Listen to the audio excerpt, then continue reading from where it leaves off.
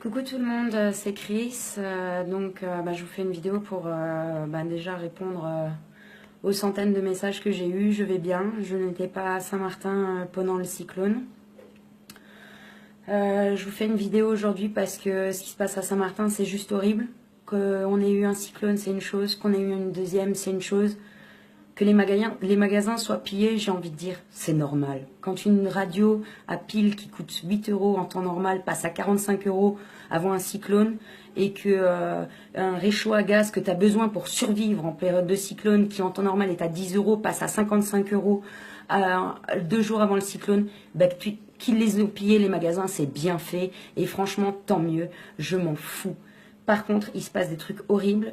Il y a des gens armés qui ont braqué des maisons avec des femmes, des enfants à l'intérieur. J'ai une de mes distributrices Eatworks qui a quand même vu un mec se faire abattre devant ses yeux parce qu'il a refusé de descendre de sa voiture. Il y a des mecs qui lui ont tiré dessus.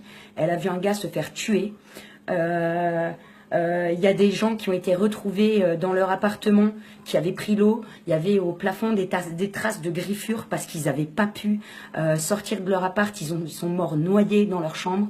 On vous dit à la télévision qu'il y a 10-15 morts. Je vous garantis qu'on a recensé plus de 500 morts auprès de l'hôpital de Marigot, qui n'existe plus, lui non plus. Et dans les rues et sur les plages, les corps, ils flottent de partout. On est à plus de 1000 morts, c'est sûr et certain, sur Saint-Martin, qui est un caillou qui fait 90 km².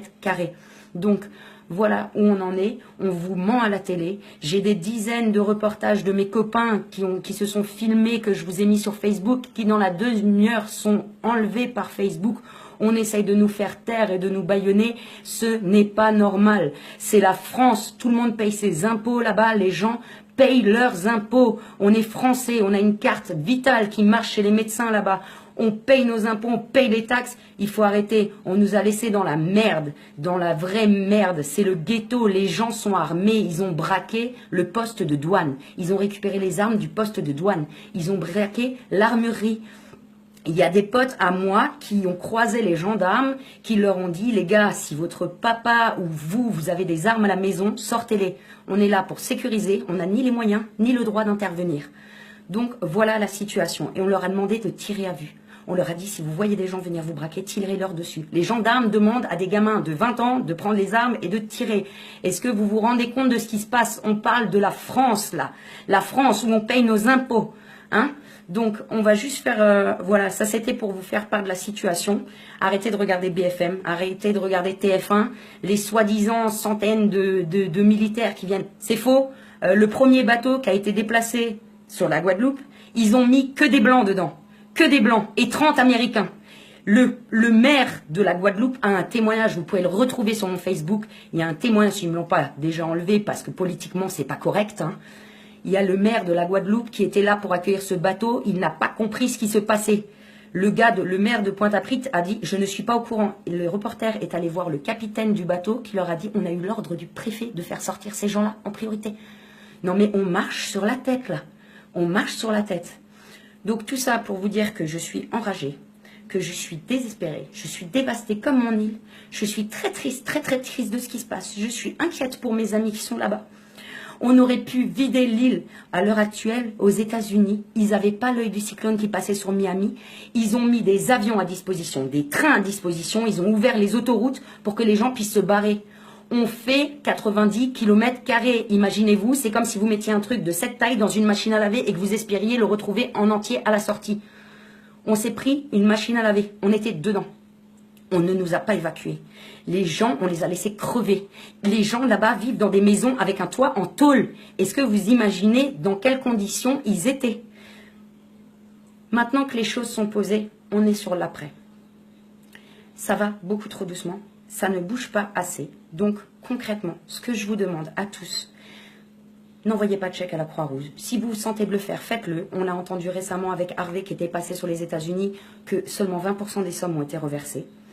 On a des collectes, différentes choses, des collectes de vivres, des collectes de vêtements qui sont organisées par nous-mêmes, par moi, Christelle Grasser, par des gens qui sont placés en Guadeloupe que je connais, que je garantis que ça repart. Donc moi, ce que je vous demande aujourd'hui, c'est à toutes les personnes qui ont la possibilité de nous filer des vêtements que vous ne mettez plus, que ce soit des vêtements chauds, des vêtements froids, parce qu'on va avoir énormément de monde qui ont tout perdu et qui vont rentrer dans leur famille en France parce qu'ils n'ont nulle part où habiter. Donc à l'arrivée à Paris, on va, je vais m'en occuper personnellement. On va récupérer tous les vêtements chauds que vous pouvez nous fournir. On va les distribuer aux personnes qui arrivent de Saint-Martin et de Saint-Barth directement à l'aéroport de Paris pour que quand ils arrivent, ils puissent s'habiller chaudement. Parce qu'on arrive en période hivernale. On n'a pas d'habits d'hiver là-bas, nous. Il va nous falloir des chaussures. Il va nous falloir des culottes. Il va nous falloir des chaussettes. Il va nous falloir des t-shirts. Il va nous falloir des pulls, des pantalons.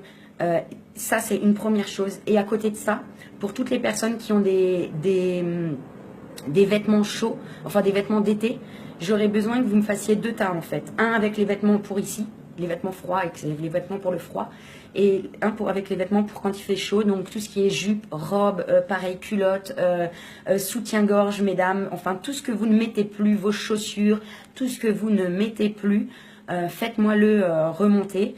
Mon Facebook, c'est Chris SXM, KRISSXM, comme Saint-Martin.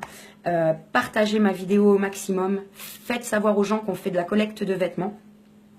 Ça, c'est pour la partie France, pour ceux qui veulent nous aider en France. Pour la partie Guadeloupe, je sais que j'ai énormément de mes contacts qui sont en Guadeloupe. Et là, je vais vous demander vraiment la solidarité et qu'on soit tous unis. En Guadeloupe, j'ai un super copain qui est en train de faire une collecte, qui a déjà réussi à avoir des bateaux. Le prochain bateau part mercredi. Donc nous avons une collecte jusqu'à mardi 15 h.